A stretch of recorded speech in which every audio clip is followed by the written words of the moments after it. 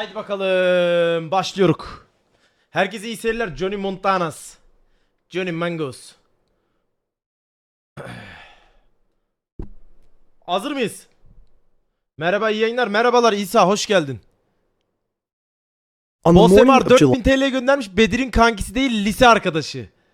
Bedir'in lise arkadaşı diyorum o zaman. Bedir'in lise arkadaşı Fehmi. Hoş geldin Fehmi. Limon FC Instagram'ına atar mısın? Bekle bir dakika.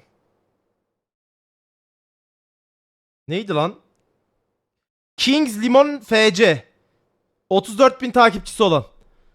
Kings Limon FC. Orada şu an bir paylaşımlara başlayacaklar yakında. Aynen, Kings Limon FC. Onun linkini de attı bizimkiler. Takip edin arkadaşlar. Güzel bir takımla çıkıyoruz karşınıza, bakalım. Elindeki bilek güçlendirici mi? Yok ya, şöyle keyfime göre takılmalık. Akmalık bir şey. Haydi go. Alt yazı kullandığın eklenti de şu. İzliyor. Haydi herkese iyi seyirler. Hazır mıyız? Başlayayım mı? Aleykümselam, hoş geldiniz. Hazırsak başlıyorum. Go, hadi bakalım o zaman. Berika abone olmuş, hoş geldin. Of July 5th, 2017, a man sits in front of his laptop in his villa in Bangkok. Online, he is only known under his pseudonym, Takmada Alfa 02'ymiş. Alpha 02. He is a multimillionaire, lives a luxurious life, and drives expensive cars. Allah Allah. He feels safe in Thailand. Sonra Suddenly, he hears a loud bang in front of his house. A woman crashed her Toyota Camry into his front gate. He leaves everything behind and runs out of his house to the scene of the accident. A mistake with serious consequences. The driver is an agent of the Royal Thai Police Force. oha, taktiğe bak. FBI and DEA investigators have been waiting for this moment for months. Authorities from 7 countries have worked relentlessly towards this day. O kadar kişi sadece bu adamı yakalamak için uzun bir süre çalışmış. Will the hunt for the king of the dark web finally come to an end? Kanal güzel yapıyor bu işi ya. Dark Web'deki bir tane çocuğun peşine düşüyorlar ve yakalıyorlar en sonunda. Benim The anladığım. Wire journalist Andy Greenberg has published the story on the hunt for the darknet kingpin in a multi-part series. Additionally, there is a phenomenal Darknet Diaries episode on Operation Bayonet, which is covered in Chapter 3 of this video. You can find both links in the description. Tamam, bunların işte yerleri de varmış, o da gözüküyor. It's the early 2010s. The dark web is picking up speed. The promises of anonymity Size iyi yayınlar. Eyvallah, görüşürüz kardeşim. Sağ ol, teşekkür ediyorum. Sakloş abone olmuş, ikinci yayınlamış, hoş geldin. and privacy are attracting more and more people. Thanks to Bitcoin, there is a new form of payment that isn't controlled by authorities. It's become easier than ever for criminals to sell their products online. Evet, bu arada hatırlarsanız o zamanlar YouTube'da da bu çok popüler. Yani tüm herkes, tüm medya bunu konuşuyordu hatırlarsanız. Altyazılar zaten büyük ya Johnny.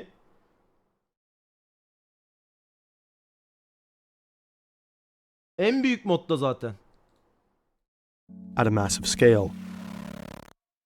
Tabii yani millet girmeye çalışıyordu falan, sürekli bunları anlatıyorlardı.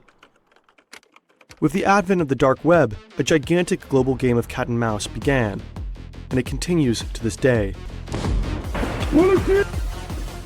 Billions and billions of dollars.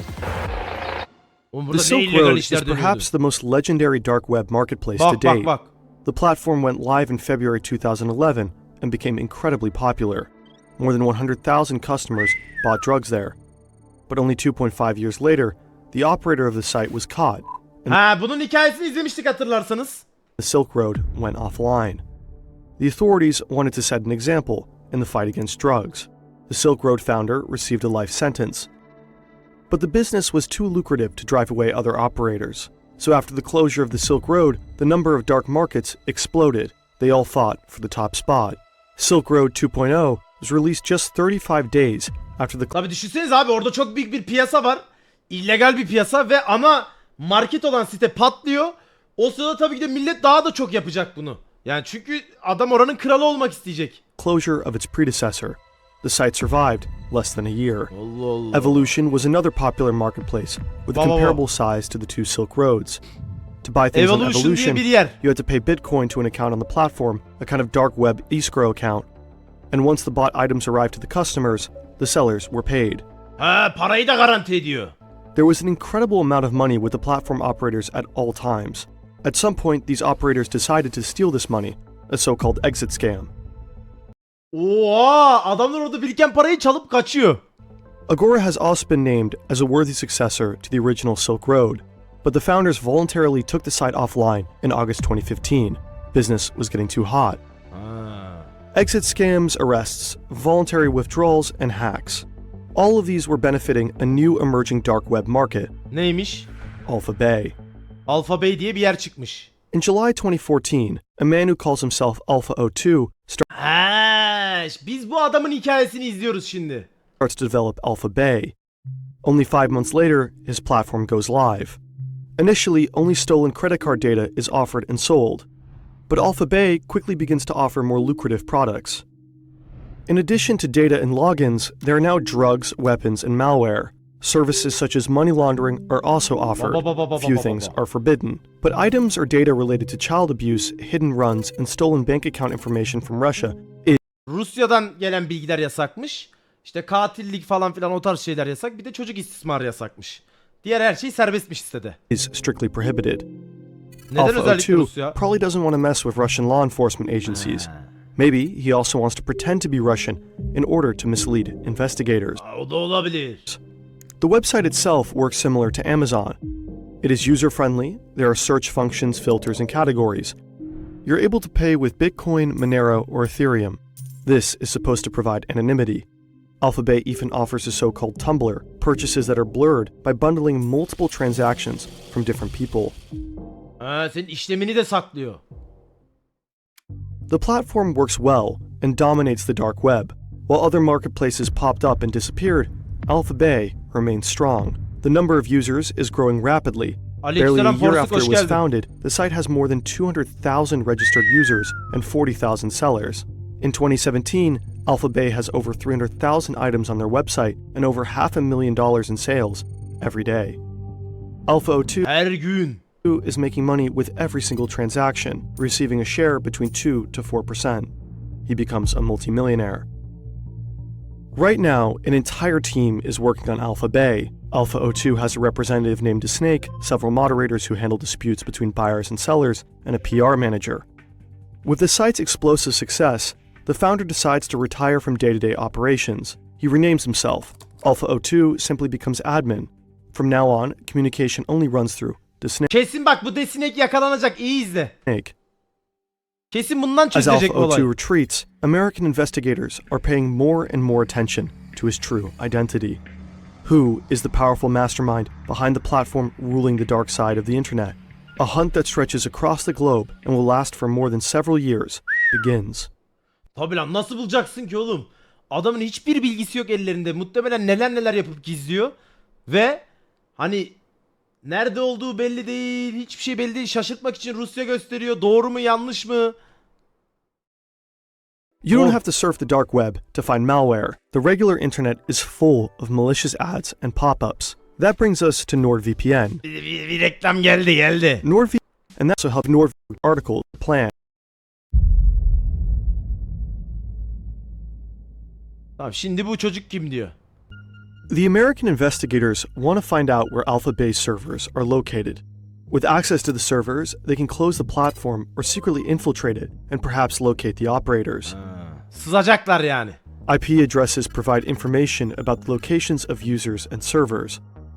In closed networks like Tor, website requests are routed through a number of random servers around the world. Routing through many servers cannot be traced back. It is purposely made difficult to find out where servers, operators, and sellers are located. Ya benim anladığım burada o serverlar arasından getirip en son senin IP'nle o bağlantıyı veriyor. Ona da ulaşana kadar oho. Because of that, the American investigators had to try a different way. They start browsing the platform and buy drugs anonymously, hoping for any mistakes by the sellers. Perhaps the products, packaging, or postage stamps can provide clues to the identity of the respective drug dealer. Then they could arrest him. Oradan ilerleyecekler. But these are just the small fish. Dealers come and go. Chat'i açalım mı daha önce izledik diye? Nasıl daha önce? Ben bu videoyu izlemedim daha önce ya. Anlamadım. Ben bu videoyu izledim mi? Onu ya chat'i açabilirsiniz arkadaşlar. Problem değil ya. Zaten bugün oyunda her türlü kapatacağız. Biraz açık dursun sonra kapatırız. Önemli değil. Slow mode açalım bir tek. Takılma olmasın. Chat'i zaten kapatmamızın sebebi takılma. Zaten benzeri videoları biliyoruz. Biraz slow koyalım. Çok slow var. Slow da önemli. Kusura bakmayın. Slow'da olmazsa sıkıntı oluyor. Takılmadan dolayı biz chat'i kapatıyoruz zaten. Aleykümselam. Aleykümselam. Haydi. Investigators want Alpha 02. But the mastermind behind Alpha Bay seems to take every precaution. He seems to know every rule of the game. So the investigators become desperate. Until December 2016. Ne oluyor? Aralık 2016'da ne yakalıyorlar? Robert Miller sits behind his desk in Fresno, California. He works for the DEA, the American Drug Law Enforcement Agency. He's working on Alpha Bay, and until this day, it was a pretty thankless job. But suddenly, an email appears in his inbox. The sender is anonymous. It seems like Alpha 02 made a fatal mistake in the early days of Alpha Bay. Allah Allah. Every user who registered on the website at the time received a welcome email. The email address of the true sender was visible in the metadata of this email. Hayda.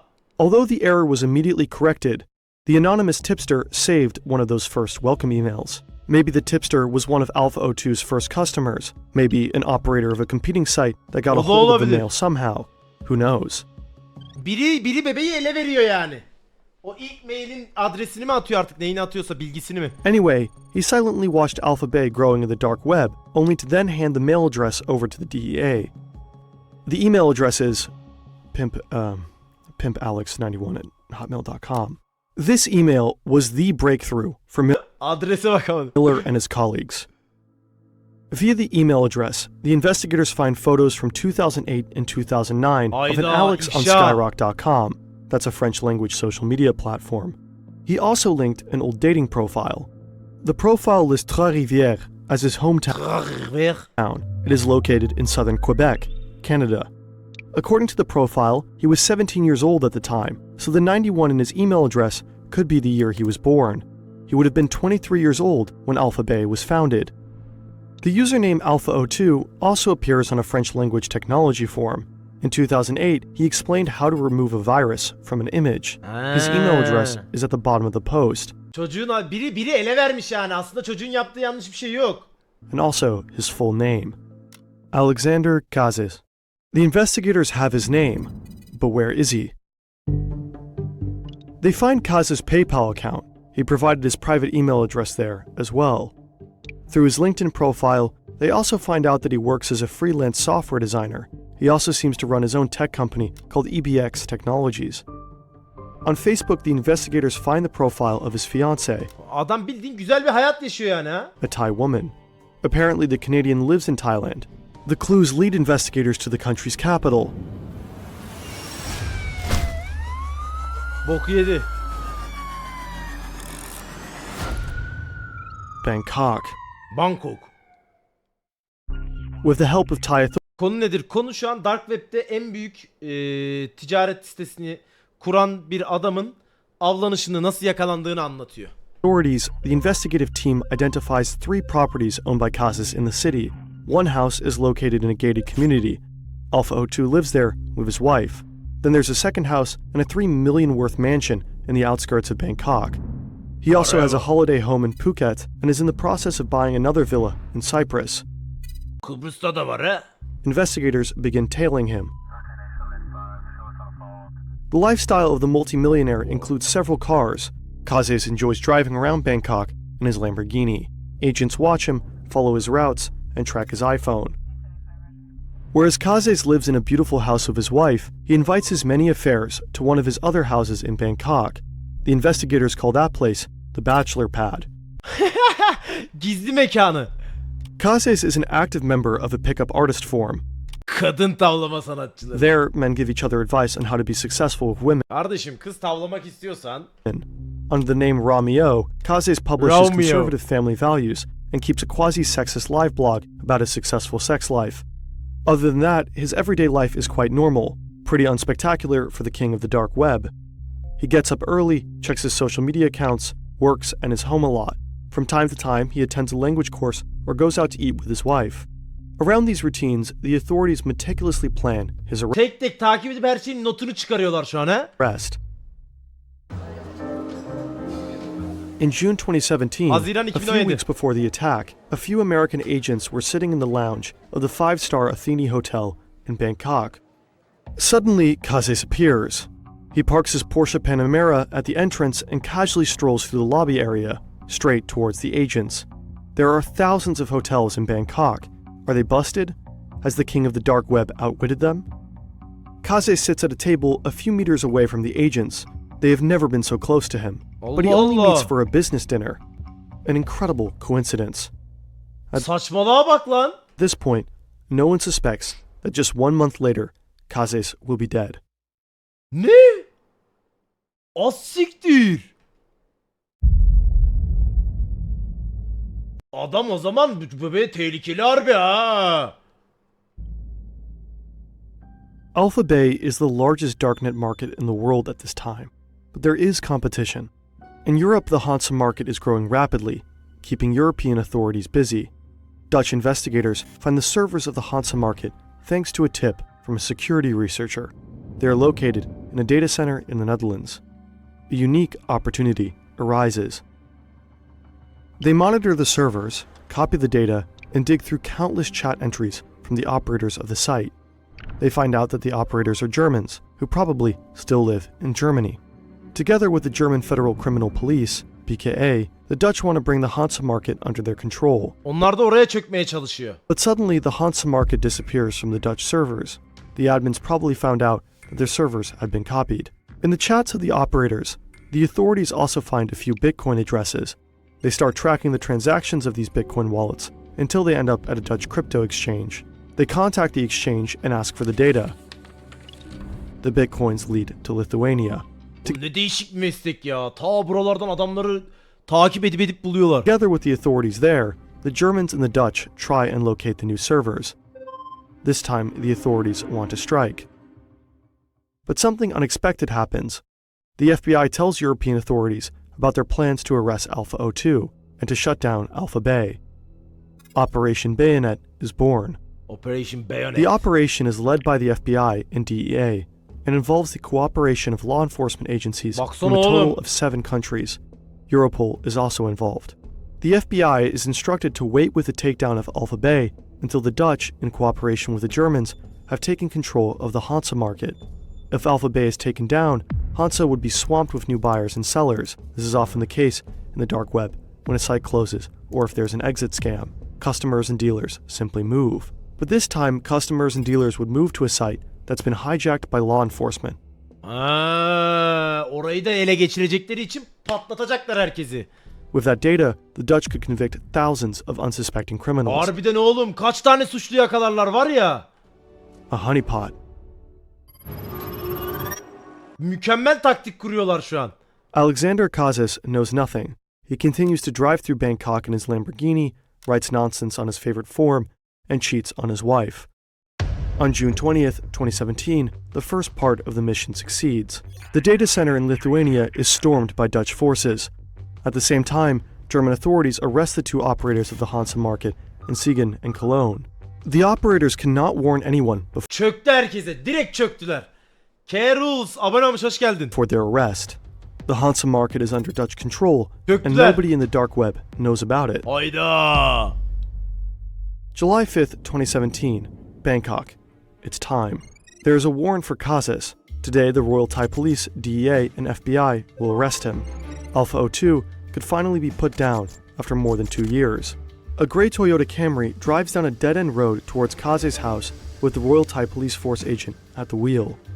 She tells the security guard that she took a wrong turn. She wants to turn around, but unintentionally causes a minor accident. The noise and chaos are supposed to lure Cordiseps out of his house. He's supposed to come out spontaneously, without thinking about it. This part is important. In the optimal case, his devices should stay unlocked when he is getting arrested. Çünkü arkadaşlar bir baskı, adamlar onu planlamışlar, anladın mı? Yani baskın yaptığı anlaşılsa adam tüm dataları silip siktir olup gidebilir. Bilemezsin. Belki bir koruma sistemi var, anladın mı? Bir hareketle her şeyi iptal edebilir. Onu bilemezsin yani. Tak tak tak tak tak her şeyi silebilir abi. Bunu yapan adam da böyle bir savunma sistemi olabilir. Böyle bazı USB'ler falan var, öldürüyor ya bilgisayarı tamamen. O tarz şeyler olabilir yani. O yüzden böyle bir olay kuruyorlar. If his hard drives were locked and encrypted, it would be difficult for authorities to access Alpha Bay. Kazes leaves his house and approaches the Toyota. He has his cell phone on him. Suddenly, several officers try to catch Kazes. He attempts to run back inside, possibly to shut down his computer, but he's Ama overpowered. yapamıyor. The investigators run into his house and look for his laptop. It's in the bedroom, Aha. on and not on standby. Hayda. The officials have caught him. Bok yedi. Alpha Her şeye 02 ulaşacaklar. is still logged into the server hosting Alpha Bay. Investigators search the laptop and find multiple passwords for the Alpha Bay website and servers. Bak. The Canadian has a fortune of $23 million. Authorities confiscate his luxury cars, houses, a hotel, and millions in cryptocurrency. Kazes' wife is charged. The Thai woman is accused of money laundering. Ne bu? Tetik uyarısı, intihar 20 saniye ileri sar. Ne oluyor? 1 week later, on July 12th, Alexander Kazes is dead. He committed suicide while in custody. The king of the dark web is his dead. Ha, ben de bir görsel var sandım. Adam hassas kişiler için, aynen. Görüntüde bir problem yok, hassas kişiler için öyle bir uyarı vermiş. He committed suicide while in custody. İntihar The etmiş king of the oğlum. dark web is history. The shutdown of Alpha Bay by authorities is being purposely kept secret Asıl mevzu burada. for the time being. When the platform is suddenly offline, no one knows why. An exit scam? A hack? Have the operators retired? As expected, countless users migrate to the other darknet platforms, including the Hansa market. Hansa'ya gidenler For 4 bakıyor. weeks, the Dutch authorities watched Efendim Okan'cım abicim. Efendim abicim, yayındayım. Evet abicim. Kapat, gel yayını kapat. Baba öyle şey mi olur diyorum, yayını nasıl kapatayım? Allah Allah, başka zaman gideceğim, söz verdim. Haydi. Devam ediyorum. Ya, öyle şey mi olur oğlum, nasıl yapabilirim böyle bir şey ya? thousands of criminals trade on the platform. They collect valuable incriminating evidence. So on July 20th, 2017, the Hansa market is shut down as well. Şimdi bunlar Hansa Market'i patlattılar he. On the same day, the US Department of Justice Acaba ne kadar para ele geçirdiler ve kaç kişiyi şey yapacaklar? announces the end of Alpha Bay and Hansa, a gigantic success for the global authorities. Kaç milyon dolar baba, kaç milyon dolar? Today, the Department of Justice announces the takedown of the dark web market Alpha Bay. This is the largest dark market web place takedown in world history. The dark web itself is not an evil technology just for criminals. We need places on the internet in which whistleblowers and journalists are relatively safe. Marketplaces like Alpha Bay are, however, still part of the picture. The global game of cat and mouse is far from over. Ama şu an hala devam ediyor değil mi yani bu? The demand for illegal drugs, weapons, counterfeit money, and malware is too high. It didn't take long for the Hansa market and Alpha Bay to be forgotten. Bak şimdi bak. Users flocked to other existing platforms. A number of new darknet markets sprouted up and positioned themselves better than the former market leaders. Şimdi bunlar daha da devam ediyorlar. Yayın donuyor. Yayın donamaz ya. The Russian darknet market Hydra was at times more than twice the size of Alpha Bay. In 2021, it was also shut down by German and American authorities. So now there's a new contest for the title of the king of the dark web. A promising contender is The Snake. He relaunched Alpha Aa, bu adam vardı lan. Bay in 2021 and still runs the darknet marketplace to this day. Ha siktir. O adamı unuttuk biz. Users flocked to other existing platforms. A number of new darknet markets sprouted up and positioned themselves better than the former market leaders. The Russian darknet market Hydra was at times more than twice the size of Alpha Bay. In 2021, it was also shut down by German and American Ha, o da authorities. yakalandı. So now there's a new contest for the title of the king of the dark web. A promising contender is The Snake. He relaunched Alpha Bay in 2021 and still runs the darknet market. Harbi lan, bu mu ifşaladı acaba? Belli olmaz ha. Belli olmaz oğlum. Place to this day. Vallahi belli olmaz. Bason'un diğer videolarını da izleriz. Oyuna geçelim biz.